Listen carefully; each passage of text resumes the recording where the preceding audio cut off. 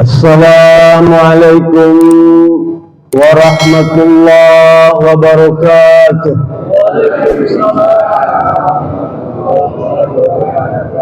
Hamdan katsiran tayyiban mubarakan fi kama yuhibbu rabbuna wa yarda. Asyhadu an la ilaha illallah wa asyhadu anna Muhammadan abduhu wa rasuluh. Iqraran bihi wa tauhida. Allahumma salli ala Sayyidina Muhammad wa ala alihi wa sahbihi wasallim tasliman mazida. Yang sama-sama kita hormati Ketua DKM Masjid Muhajirin Ustaz Ukarandes Haji Dedi S. Ridwan beserta pengurus. Yang kita sama-sama hormati guru kita Akhinal Kiram Ustaz Ukarandes Nunu Zakaria, dan juga tidak lupa yang juga menjadi orang terhormat yaitu Ketua RW 13 hadir. Hampura RW sok diurean dan aku bilang hari aja kita Hampura. Tapi sehat sekarang Pak, kelihatan sehat dan kelihatan cerah karena ya cerah. Cerah. Pagi ini saya akan mengambil tema pria jantan selalu ke masjid. Pria jantan selalu ke masjid. Judulnya itu. Itu. Bapak Subhanahu wa Ta'ala di dalam Al-Quran ya, atau di dalam Islam, lelaki itu ada dua kata yang maknanya lelaki. Itu dalam ilmu usul fikih namanya saya lupa tuh. Yang pertama adalah az-zakaru, yang kedua ar-rajulu. Ya. Secara bahasa maknanya sama Pak, lelaki atau pria, tetapi secara istilah berbeda. Ya. Setiap ar-rajulu pasti az-zakaru, tapi setiap az-zakaru belum tentu ar-rajulu. Maknanya semua yang punya zakar, ada punya zakar nggak nih? Ada yang nggak punya? Semua punya ya? Buah zakar maksud saya. Ya. Semua yang punya buah zakar itu lelaki. Ya. Tetapi ada yang punya buah zakar tidak disebut sebagai jantan atau ar-rijal. Ya. Dulu Pak, waktu zaman Petrus tuh ya, di Sapan sana tuh ada preman tengkurap, dibunuh kali ya, nggak bisa diangkat Pak, nggak tahu rupanya itu bijinya sudah berakar Pak, diangkatnya susah, udah keluar akar.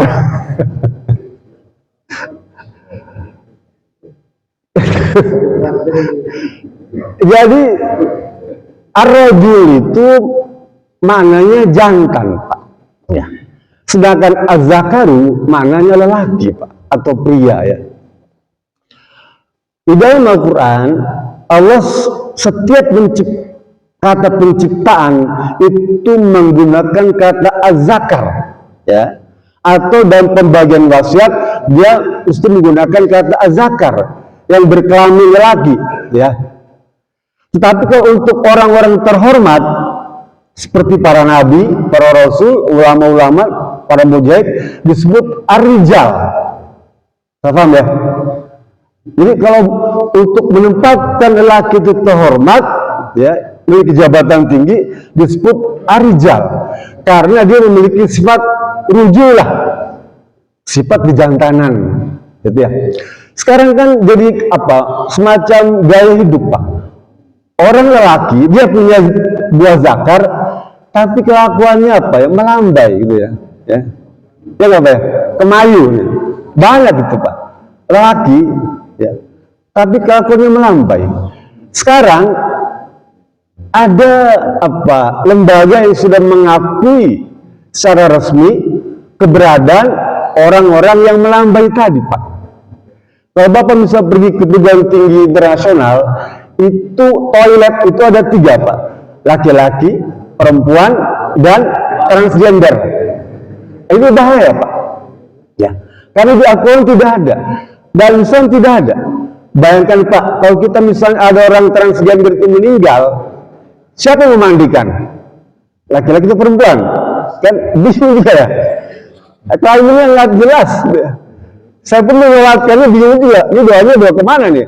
Allah maghfir lahu atau Allah maghfir laha? Ya. Bingung. Ya. Sekarang sudah mulai diakui, ya, di lembaga-lembaga, bahkan lembaga-lembaga publik mengakui itu semua. Ya. Kembali kita. Jadi kalau kita sebagai lelaki ingin disebut jantan, ya, bukan menjadi orang yang kuat, ya, keker, maco, ya, bisa menaklukkan para wanita. Ya, Islam tidak mengenal itu Pak. Tidak disebut jantan itu Pak. Atau jawara yang bisa mainkan pedang, golok, ya, samurai, ya, kemudian punya silat yang tinggi, juga tidak disebut jantan Pak dalam pandangan Islam, ya. Tidak disebut rijal, tidak Pak. Atau orang yang misalnya, ya, pinter, bergelar panjang profesor gitu, juga tidak disebut sebagai jantan, tidak Pak, ya. Atau misalnya orang memiliki kendaraan mobil mewah, ya, yang bisa menarik berbagai kelompok-kelompok perempuan sosialita, dan juga disebut sebagai jantan Pak. Lalu bagaimana disebut jantan? Ya. Kata Allah Subhanahu wa Ta'ala di dalam surat At-Taubah ayat 108. Ya, nanti Bapak buka surat At-Taubah ayat 108. Apa kata Allah? La masjidun ussisa fi awwali yaumin ahaqqu an taquma fihi rijalun yuhibbuna ayyatatahharu innallaha yuhibbul mutahhirin. Rijal sana Pak. Kata Allah, masjid yang pertama kali dibangun di Madinah, Masjid Quba, ya, Masjid Quba, itu lebih berhak kamu dirikan sholat di sananya, karena di sana itu banyak lelaki, rijal, fihi rijalun, di sana banyak laki-laki yang senang dengan mensucikan dirinya. Oh, jadi kata jantan, rijal itu adalah lelaki yang senang mensucikan dirinya. Kenapa begitu? Ayat berikutnya, innallaha yuhibbul mutahhirin, karena Allah sangat menyenangi orang-orang yang mensucikan dirinya tuh. Ya. Masjid Quba tuh memang ada beberapa tafsir. Kalau Bapak baca Ibnu Katsir, ada menyebutkan masjid Quba, ada juga masjid Nabawi, ya. Tapi yang jumhur ulama menyebutkan Masjid Quba karena masjid yang pertama kali dibangun. Nabi Muhammad itu Pak, setiap hari Sabtu dia selalu pergi ke Masjid Quba, ya, baik naik kendaraan ataupun jalan kaki. Jauh Pak, dari Madinah ke Masjid Quba itu kayak mobil bisa setengah jam, 8 kiloan, jauh. Tapi Rasulullah dan hadis itu setiap hari Sabtu dia mesti datang ke sana. Dan kata beliau, setiap orang yang sholat di Masjid Quba 2 rakaat, ganjarannya sama dengan ibadah umroh. Kita belum umroh ya, semoga belum umroh. Tapi kalau kita sholat di Masjid Quba, itu sudah dapat ganjaran sebesar kita melaksanakan umroh. Tawaf, ya, sholat, tawaf, sa'i, tahalul, itu cukup dengan sholat 2 rakaat di Masjid Quba. Dan masjid inilah kemudian menjadi dasar kita disunahkan untuk sholat ke masjid-masjid tua. Ya, Bapak misalnya pergi ke daerah nih, kemana saja, kampung, gimana ada masjid tua yang pertama kali dibangun di sana, datengin Pak. Kenapa begitu? Merujuk sunnah Nabi Muhammad SAW yang selalu datang ke masjid tua, yaitu Masjid Quba, karena pertama kali dibangun. Kembali, jadi orang yang disebut jantan itu Pak adalah orang yang senang mensucikan dirinya. Ya, apa maksud mensucikan dirinya itu? Memang ada beberapa pendapat. Kembali, karena saya menggunakan tafsir Ibnu Katsir, ya, mensucikan dirinya itu bisa membersihkan diri kita dari najis. Paham ya? Kalau kita kencing misalnya, jaga kencing itu Pak, ya, sebaik-baiknya. Jangan sampai kemudian ada muncrat katakanlah ya kepada pakaian atau kaki yang kemudian kita biarkan. Karena ancamannya besar Pak. Orang yang tidak menjaga kesucian air kencing itu, ya, dia diancam dengan sisa kubur. Coba, sisa kubur itu belum nggak banyak, pas sedikit, cuma 4. Salah satunya adalah karena tidak bisa menjaga kesucian. Ya. Dipastikan kita kencing itu tidak ada yang muncrat, apalagi BAB. Ya, kalau om itu sampai bersih, kalau mencret kan melebar ke paha tuh ya. Bersihkan itu, ada begitu nggak? Itu ya. Iya, sakit tuh. Yang kedua, saya berpesan, kalau Bapak pakai kloset duduk, ya, Bapak yakin nggak kalau kloset itu tidak ada najisnya? Bekas kencing orang lain, misalnya di berdiri kencing, nempel di kloset itu, ganjel dia, yang plastik fiber itu kan ada atas dia. Bapak duduk di situ, kencing, cerot, gitu ya, kencing tuh. Lalu Bapak merasa sudah bersih tuh, ya, karena Bapak cuma membersihkan kliennya saja. Padahal di sana ada bekas najis yang nempel pada paha, yang nempel pada pakaian mungkin. Ya, oleh karena itu sebaiknya kalau kita kencing di kloset duduk, ya, Bapak lap dulu sebentar, lap saja pakai tangan kiri ini ya, basahin tangan kirinya, lap pahanya, tuh kan, bagian bekas kita duduk, ya, bagian pantat kita yang nempel di kloset, gitu ya. Untuk apa? Memastikan, ya, memastikan bahwa kita bebas dari najis. Nah, kan pantat ini kan besar Pak, kan ada pepatah tuh.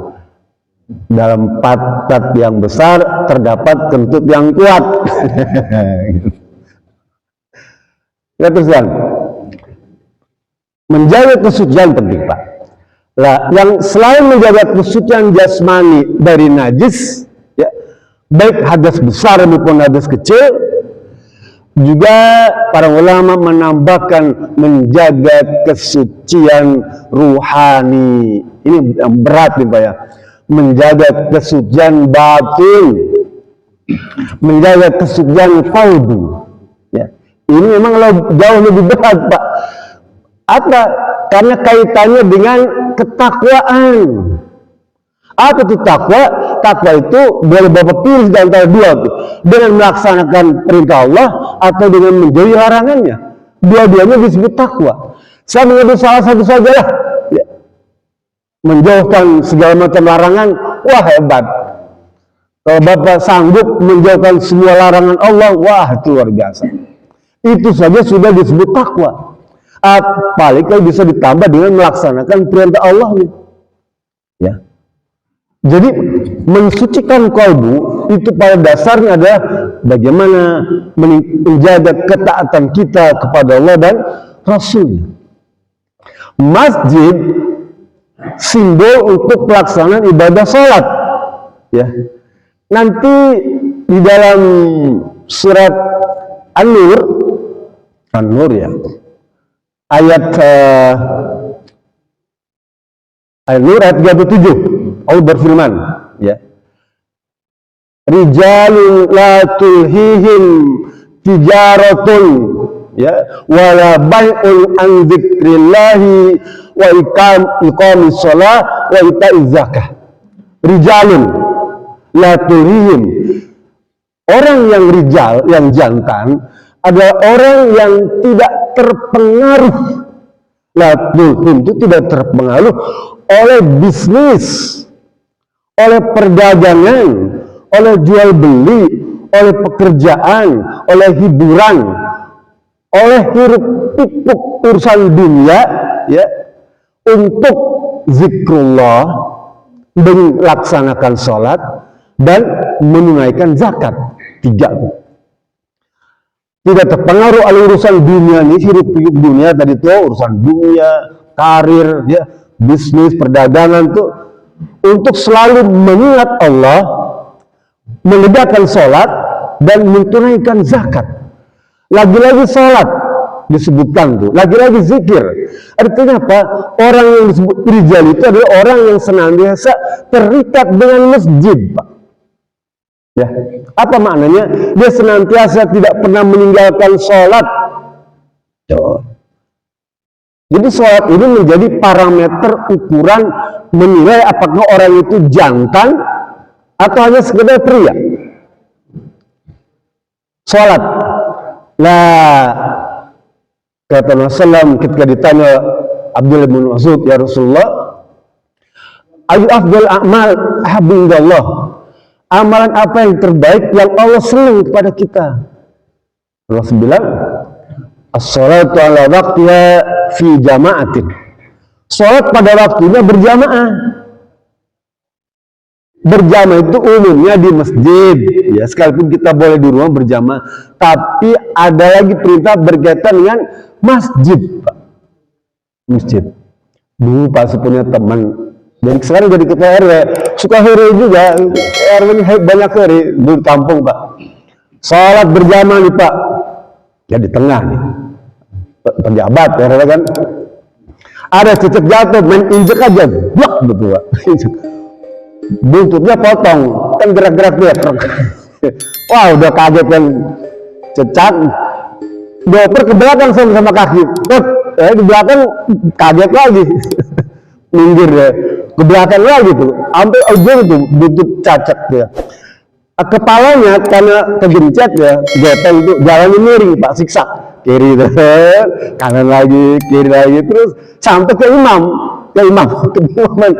nempel ke kakinya, imam tuh gini-gini, Pak, ya, rupanya cacing itu naik, Pak, ke paha dia, udah gini-gini, sampai dia apa mungkin nyelip ke selangkang atau gimana, tangan kiri megang itu, Pak, begini aja sampai tangannya, waktu ruku tangan satu, Pak, lepas tangan, ruku Allahu Akbar, ini tangan kiri megangin selangkangan terus.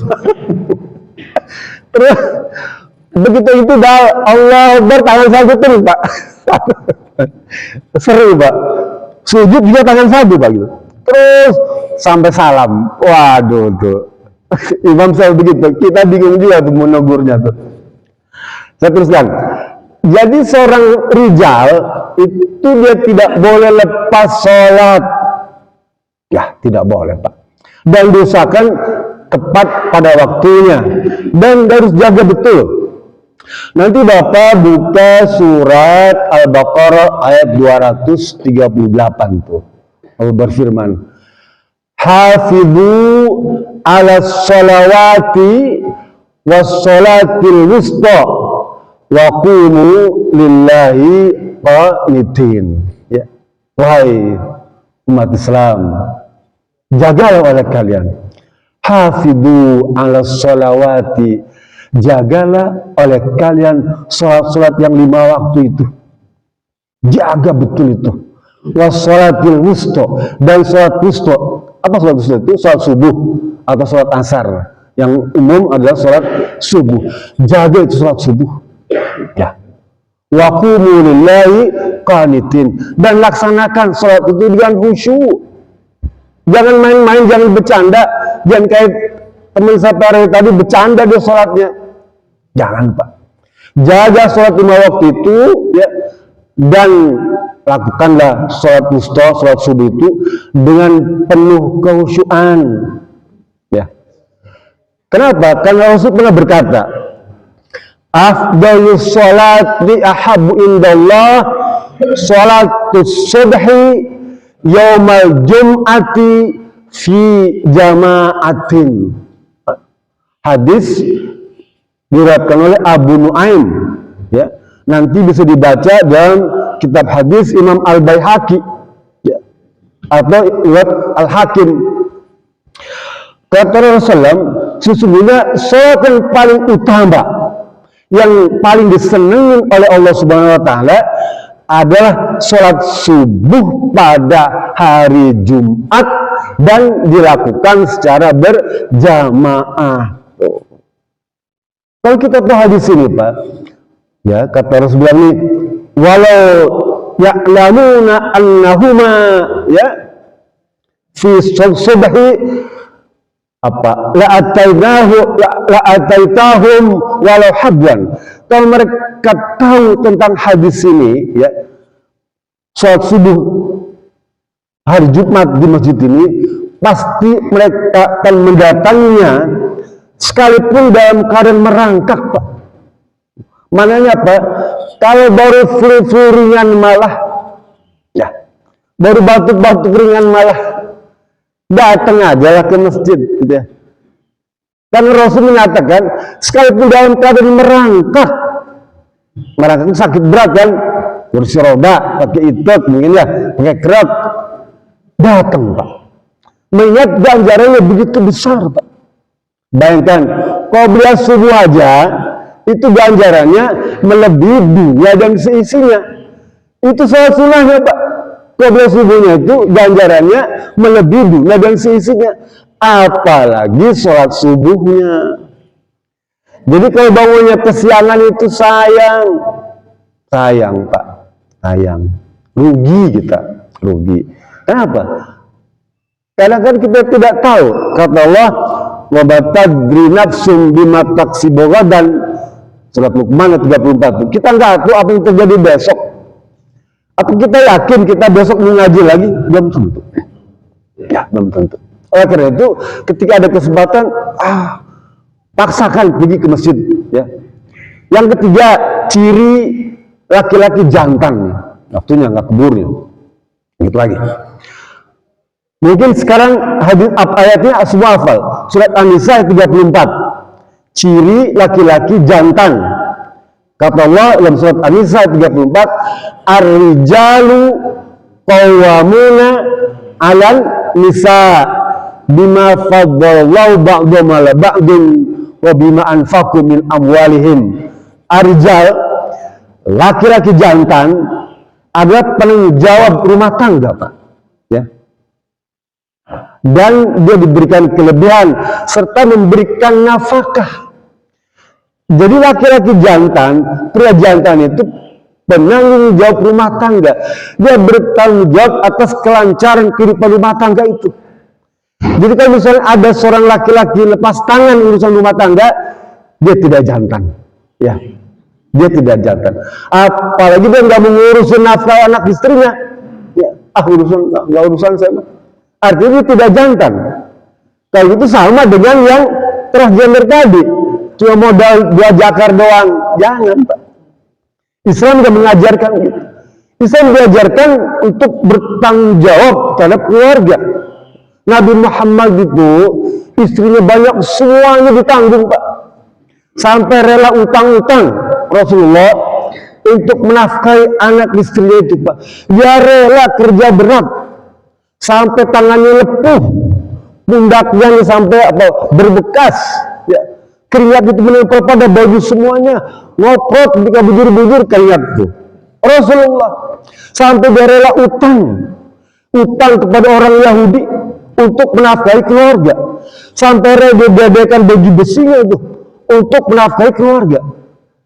Kita nggak berani Pak, jadi motor takut nggak mau. Rasulullah dari baju besi untuk menafkahi keluarga. Ya. Kenapa kita berlala? Abang udah pensiun, aku udah pensiun kan. Kalau gaji pensiun nggak cukup untuk menafkahi keluarga. Kalau kurang cari lagi, gitu ya. Kalau nggak cukup, kalau cukup alhamdulillah. Kalau pensiunannya 1-2 digit ya cakep. Ini pensiunannya 0, digit kan, itu contoh gitu ya. Kurang, ya terpaksa nyari. Nggak apa-apa, nggak apa-apa. Lah Rasul itu sampai ajalnya datang, dia nggak pernah berhenti bekerja, Pak. Dan abang-abang udah pensiun, belum malas kerja, ya. Apalagi nggak cukup untuk menafkahi keluarga. Apa tujuannya? Kata para ulama, kalau kamu pensiun masih kerja, apa? Setidaknya kamu bisa bayar zakat dengan pendapatanmu itu, ya. Kan masih banyak orang yang perlu santunan, ya. Nanti siang kita akan menyantuni kaum duafa, ya, anak yatim. Nah, dari mana itu dananya itu? Dari orang-orang yang bekerja itu, yang dapat nafkah, bisnis itu, punya sawah, punya kebun, punya ladang, punya toko, punya ruko, punya kontrakan, ya, masih cawe-cawe segala macam. Lah, jangan lupa keluarkan zakatnya 2,5% untuk menyantuni para kaum duafa. Gitu ya. Nanti siang kita sama-sama akan membagikan itu semua. Mudah-mudahan Bapak ada waktu kita kumpul di sini. Ya, karena waktu sudah habis Pak, saya kira itu aja yang bisa saya sampaikan. Masih ada 3 lagi sebetulnya ciri pejantan. Jadi Bapak pengen jadi pejantan tangguh, ya, laksanakan sholatmu, ya, banyak sedekah, tanggung jawab pada keluarga, jangan lalai, jangan dibuai dengan hiruk pikuk urusan dunia. Fokus dengan taqarrub ila Allah, tingkatkan keimanan dan ketakwaan pada Allah Subhanahu wa taala, maka pasti Bapak akan mendapatkan sebutan pria jantan dan dijamin oleh Allah Subhanahu wa taala mendapatkan tempat terbaik, yaitu surga Jannatun Naim. Itu saja. Billahi bismillah. Assalamualaikum warahmatullahi wabarakatuh.